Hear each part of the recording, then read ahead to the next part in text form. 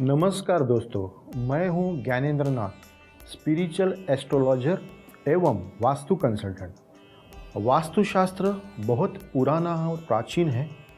इसका महत्व सभी लोगों को अलग अलग तरीके से मालूम है।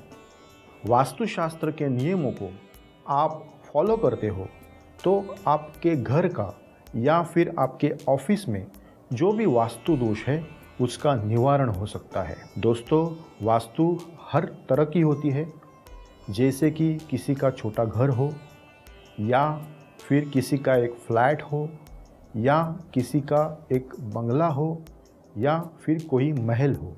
किसी का ऑफिस हो सकता है, किसी की फैक्ट्री हो सकती है।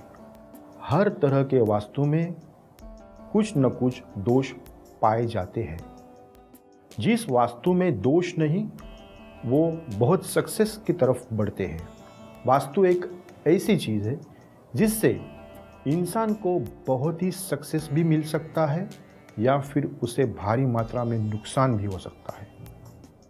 वास्तुशास्त्र के अनुसार आप अगर कोई घर बांधने का सोच रहे हो, कोई प्लॉट लेने का सोच रहे हो, तो उसके बारे में मैं आपको जानकारी दूंगा।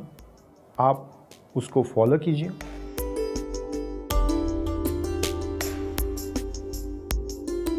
तो जानते हैं वास्तु बंधन क्या है।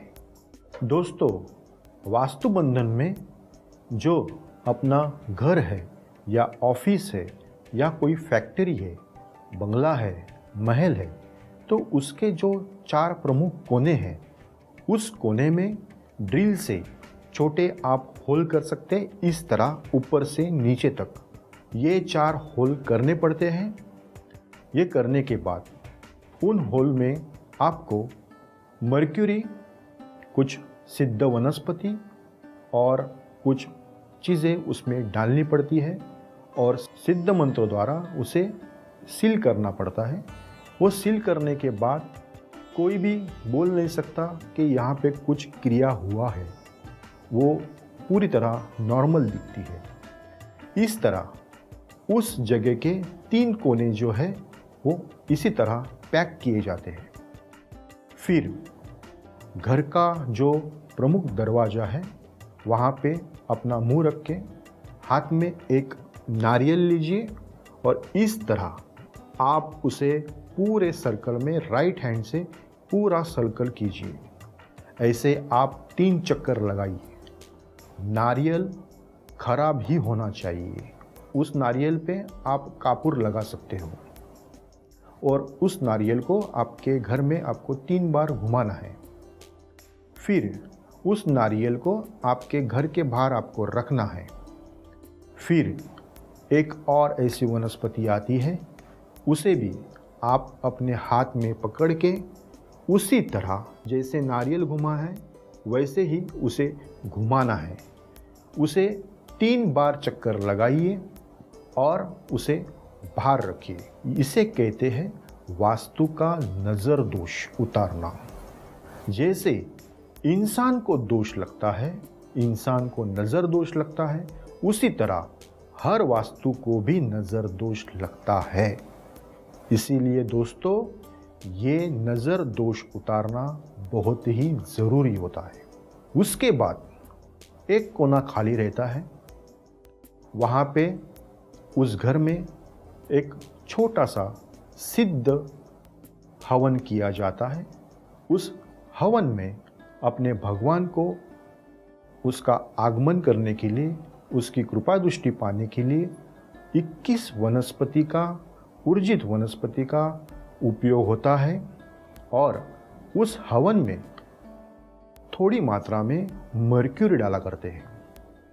इस तरह जब ये हवन संपन्न होने लगता है तभी कोई एक याज्ञिक उस जगह से उठ के जो चौथा कोना है उसे पैक करता है। इस कारण उस वास्तु में जितनी भी निगेटिव एनर्जी है, बुरी बातें हैं या अगर वास्तु दोष है, वास्तु शल्य है, तो वो दोष सब दूर होने लगते हैं। दोस्तों, अगर आप वास्तु बंधन करते हो तो आप यकीन मानिए आप, आपकी आने वाली पीढ़ी, उसके आगे आने वाली पीढ़ी, ऐसे 7 पीढ़ी तक ये वास्तु बंधन सेफ रहता है, आपका घर महफूज रहता है। दोस्तों, वास्तु बंधन एक ऐसा प्रयोग है, ये प्रयोग सिर्फ कुछ गिने चुने लोग ही कर सकते हैं।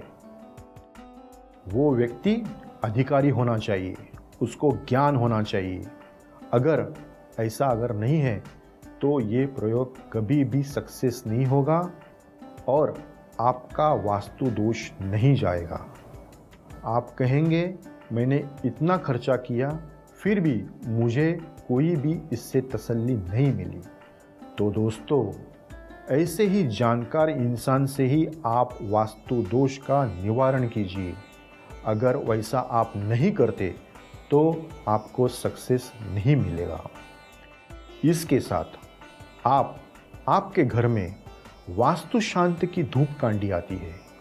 वो धूप कांडी आप सुबह और शाम को पूर्व दिशा में लगा सकते हो, जिस कारण वास्तु दोष का निवारण होने के लिए बहुत ही फायदा होता है।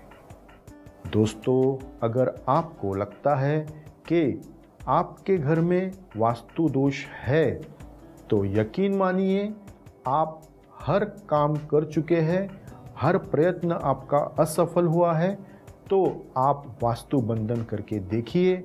मैं आपको यकीन दिलाता हूँ कि आपको इसमें 100% सक्सेस मिलेगा और आपका जीवन सुखी और उज्जवल और मंगलमय होगा।